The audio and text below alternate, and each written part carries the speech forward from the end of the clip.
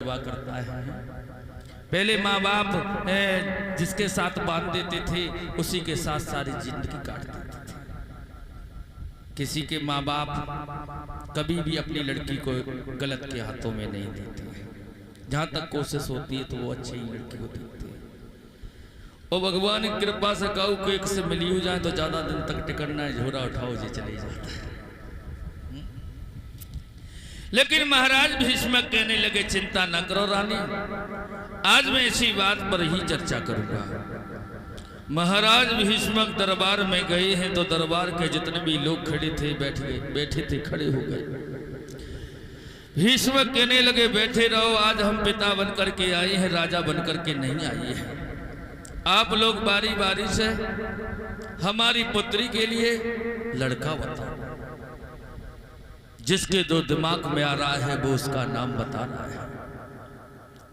एक खड़ा हो गया, कहने लगा महाराज बोलो। मेरा ये विचार है कि बहन रुक्मिणी का विवाह दुर्योधन के साथ में कर दिया जाए तो कैसा रहेगा। भीष्म कहने लगे बहुत अच्छा है, बड़ा परिवार है, बड़ा लंबा रोजगार है, ठीक है। दूसरा कहने लगा बिल्कुल नहीं महाराज, जब वो अपने चचेरे भाइयों में मिलके नहीं रह पाया तुम्हारी लड़की को क्या सुखी रखेगा। भीष्म कहने लगे कोई दूसरा बताओ। एक कहने लगा महाराज जरासंध के साथ में कर दिया जाए तो कैसा रहेगा। दूसरा कहने लगा महाराज बिल्कुल नहीं, जरासंध काय रहे, कई बार कन्हैया से हार गया, काय को दामाद बना। एक मुसीबत हो गई, जब कोई किसी का नाम लेता है तो दूसरा उसके अवगुण बताने लगता है। सुबह से शाम हो गया, ये फैसला नहीं हो पाया कि बहन रुक्मिणी का विवाह किसके साथ किया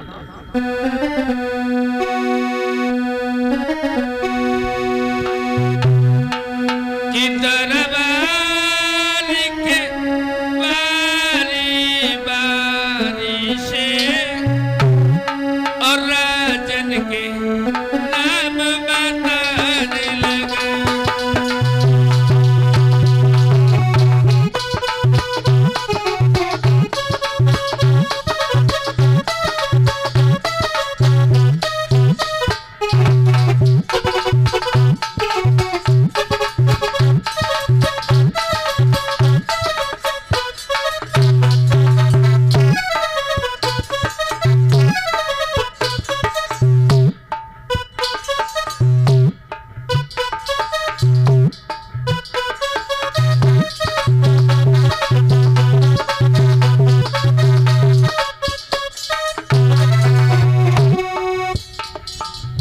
सुबह से शाम हो गया, यह फैसला नहीं हो पाया है कि रुक्मिणी का विवाह किसके साथ किया जाए। एक मुसीबत हो गई, जब कोई किसी का नाम लेता है तो दूसरा उसके अवगुण बताने लगता है।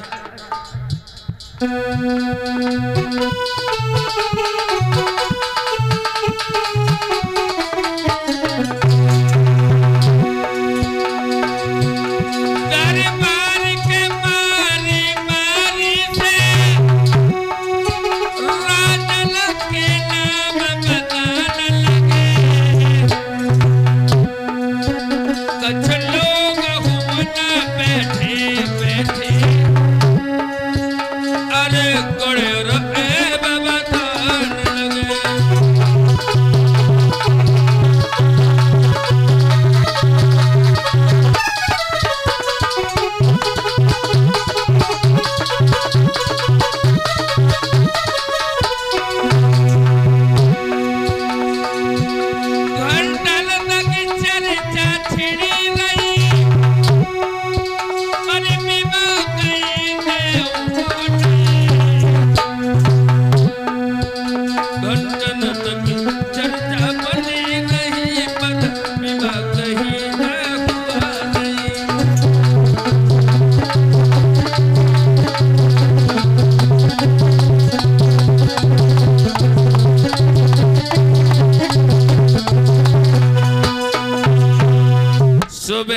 साहब हो गया ये फैसला नहीं हो पाया है कि रुक्मिणी का विवाह किसके साथ हुआ।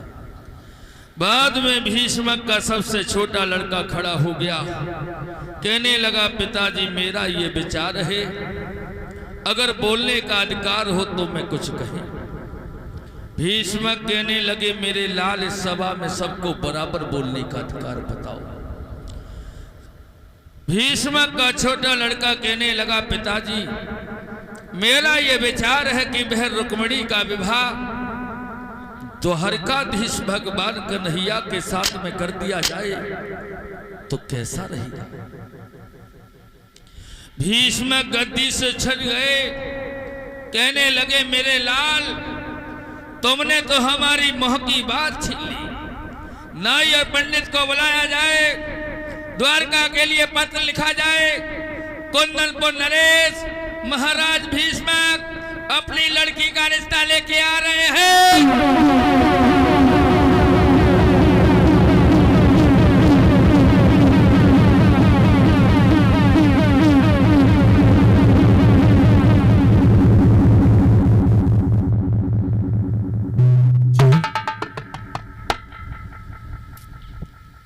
हो गया फैसला,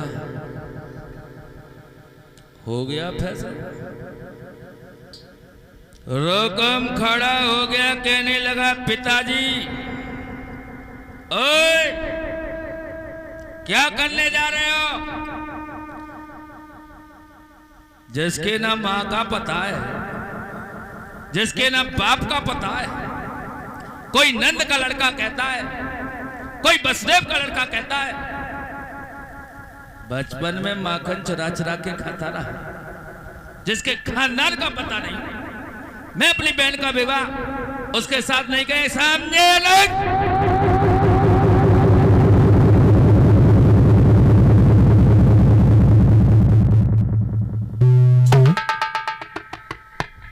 भीष्मक कहने लगे मेरे लाल अभी शादी हो थोड़ो नहीं गई, अभी तो केवल बात ही चल रही है।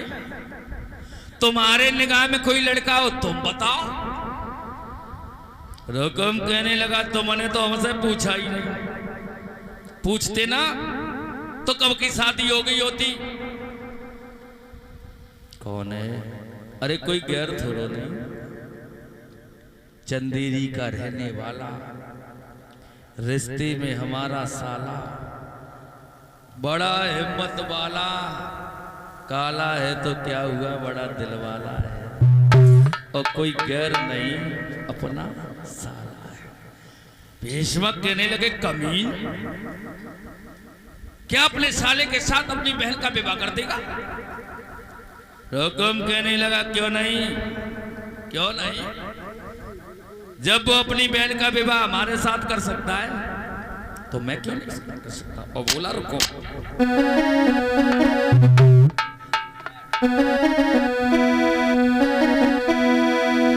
आरी सोनी बाबू लखे बैनर के रुक में आज समझावे।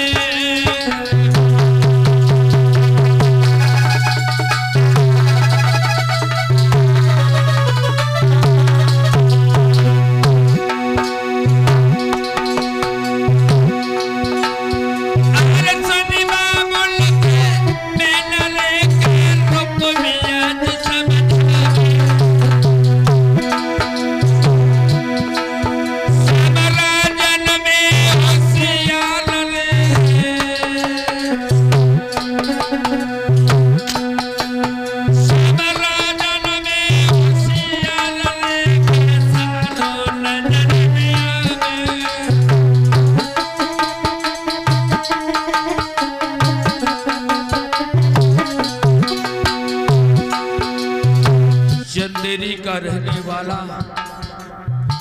बड़ा हिम्मत वाला, बड़ा पैसे वाला, काला हुआ है तो क्या हुआ बड़ा दिल वाला है। हम अपनी बहन का विवाह अपने साले के साथ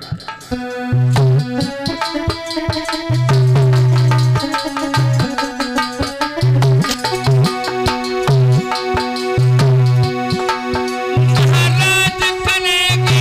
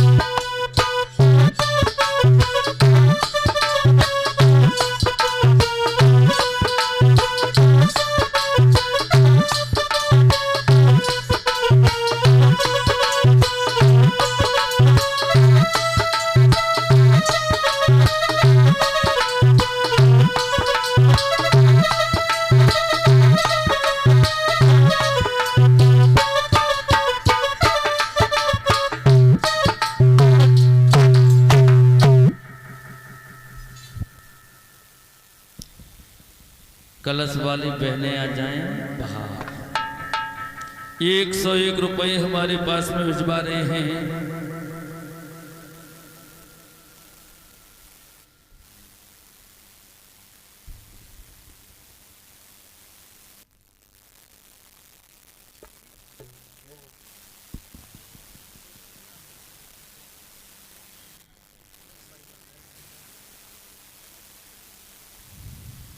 कलश वाली बहनें बाहर आ जाए।